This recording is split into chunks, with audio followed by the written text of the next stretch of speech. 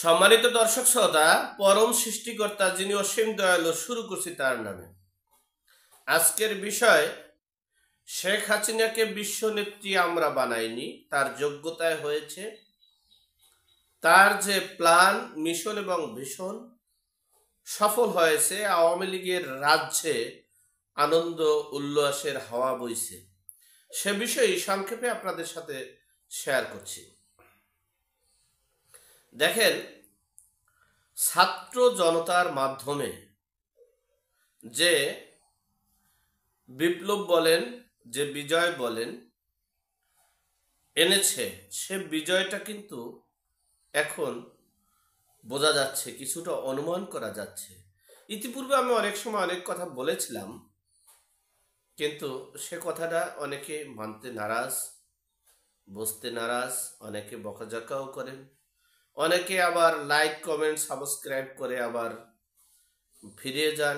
কারণ সাবস্ক্রাইব করলে আবার তাদের টাকা জরিমানা দিতে হয়, বিদায় তারা একটু ক্ষোভ প্রকাশ করে, অনেকে রিপোর্ট মারার প্রকাশ করে। যাই হোক, আমি অধম এই বাস্তবিক জীবনের সাথে বিশ্লেষণ করে, বিচার বিশ্লেষণ করে, আইনের ছাত্র হিসাবে, একটু আইনের ছাত্র হিসেবে, যেহেতু আইনের কলেজে গিয়েছি, বই কিছু ছিল, সে হিসেবেই যেটা আমার দূরদর্শিতা বিশ্লেষণ করে পাই, সেটা আপনাদের সাথে শেয়ার করি।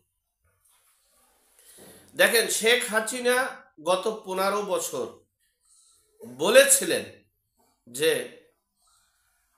একটা শক্তিশালী বিরোধী দল দরকার।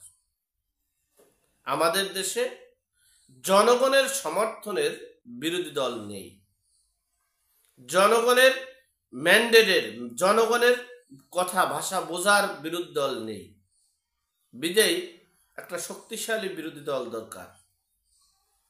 এই কথাটা আপনারা গত 15 বছর শুনতে পেরেছেন। এখন বিষয় শোনেন, যে সেটা হচ্ছে বর্তমান নাহিদ ইসলাম যে রাজনৈতিক দলটা করতেছেন, তিনি সভাপতি হবেন বা আহ্বায়ক হবেন, অর্থাৎ তার মাস্টার মাইন্ড মাহফুজ আলম তিনি ওখানে আছেন, আসিফ মাহমুদ সজীব ভুইয়া সেও পার্লামেন্টে আছেন, উপদেষ্টা পরিষদে আছেন।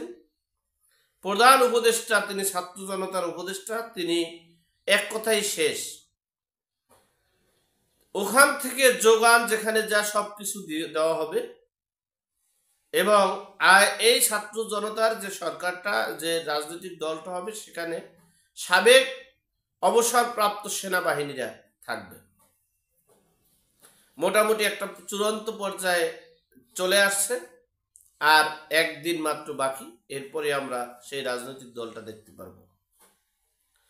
আপনাদের একটু স্মরণ করিয়ে দেই, 1975 সালের 15ই আগস্ট যে কালো রাত, যে শোকাহত রাত, সেই শেখ পরিবারের, শেখ মুজিবুর রহমানের সপরিবারকে হত্যা করার পর এরপরে দেশে একটা বিশৃঙ্খলার সৃষ্টি ছিল কিছুদিন।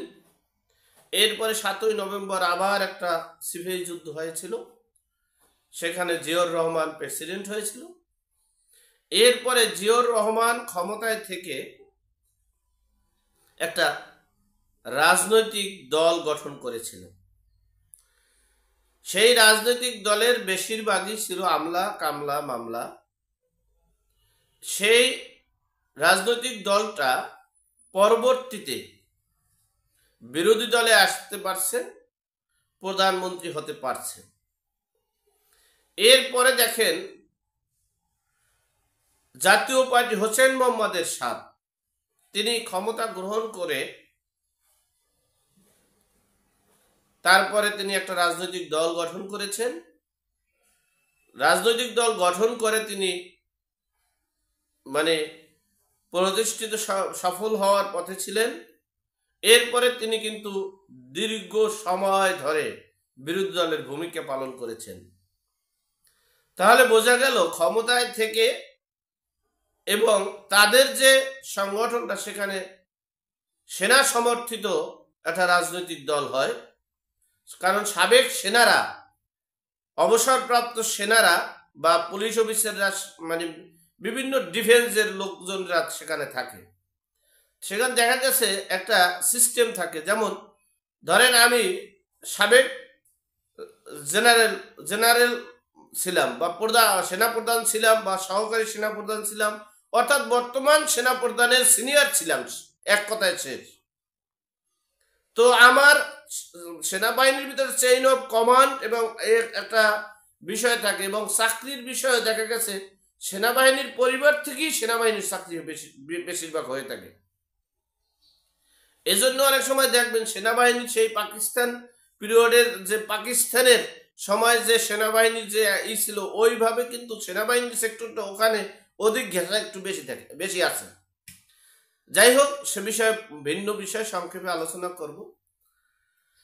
তো এই এখন যে রাজনৈতিক দলটা গঠন করা হচ্ছে, এরপরে দেখেন বিএনপি আস্তে আস্তে কোন দিকে যাচ্ছে আপনারা বুঝতে পারছেন।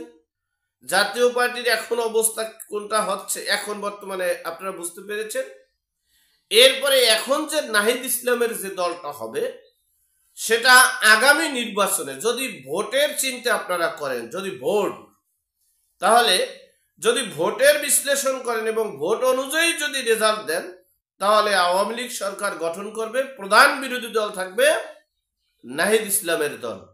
এবং পরবর্তীতে যদি আবার নির্বাচন হয়, ভোটের চিন্তা করেন, তাহলে নাহিদ ইসলাম হয়তোবা প্রধানমন্ত্রী হবেন, বিরোধী দলে থাকবেন আওয়ামী লীগ। আর যদি মেকানিজম করা হয়, তাহলে মেকানিজম করলে হয়তোবা দেখা গেছে নাহিদ ইসলামের দল ক্ষমতায় যাবে, আওয়ামী লীগ প্রধান বিরোধী দলের ভূমিকা পালন করবে। যেটা হয়েছিল বিএনপির সময়, যে 1991 সালে জোট গঠন করে তারা ক্ষমতায় গিয়েছিল বিএনপি, আর আওয়ামী লীগ বিরোধী দলে ছিল।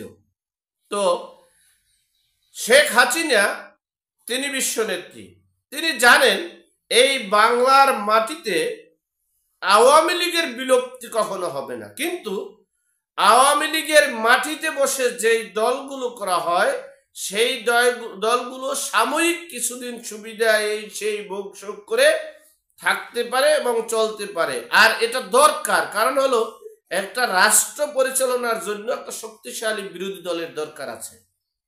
সেক্ষেত্রে বিশ্বের সকল রাষ্ট্রে, সকল দেশে নতুন একটা আবির্ভাব ঘটে, নতুন একটা বিপ্লব হয়, নতুন একটা রাজনৈতিক দল হয়, যেটা মানে সময়ের উপযোগী একটা রাজনৈতিক দল গঠন করে, বিরোধী দলের ভূমিকা বা সরকারি দলের ভূমিকা গ্রহণ করে। এটাই বাস্তবতা, এটাই সত্য। আর সেই শেখ হাসিনার মিশন এবং ভিশন গত 15 বছরের স্বপ্ন পূরণ হতে যাচ্ছে, এমনটাই আশঙ্কা করা যাচ্ছে। যাই হোক, আল্লাহ আমাদের সকলকে সঠিক জ্ঞান দান করার তৌফিক দান করুক, আমিন। আসসালামু আলাইকুম।